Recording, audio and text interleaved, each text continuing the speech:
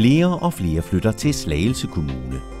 Efter nogle år med tilbagegang er udviklingen vendt, og indbyggertallet stiger. Prognoserne spår, at væksten vil fortsætte. Det er forskellige typer boliger, de nye borgere efterspørger. I Korsør og Skælskør er det boliger, der helst skal ligge tæt på naturen og med udsigt til havet. I Slagelse er det beliggenheden tæt på byen, som er attraktiv. Den nye kommuneplan skal sikre, at vi har de rette boliger på hylden. Slagelse har succes som handelsby. Byen er Vestsjællands handelscentrum. Mens omsætningen i butikkerne samlet er gået tilbage i resten af Region Sjælland, ja, så steg den i Slagelse, og beskæftigelsen i kommunens butiksliv er stabilt. Hvis succesen skal fortsætte, skal der skabes plads til nye butikker de rigtige steder.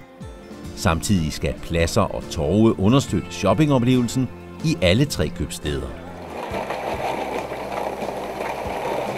Slagelse Kommune har fokus på at tiltrække nye virksomheder.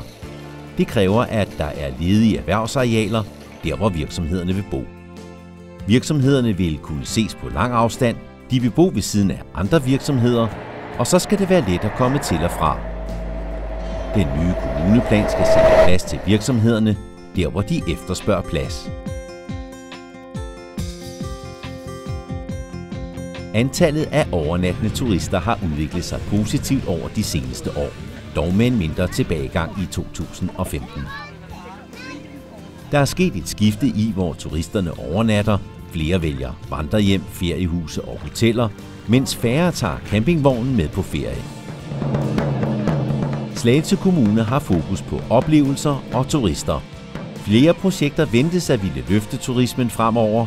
Ny Trelleborg, vandsportscenter i Korsør, Tude Ådal og en ny naturpark er blandt dem.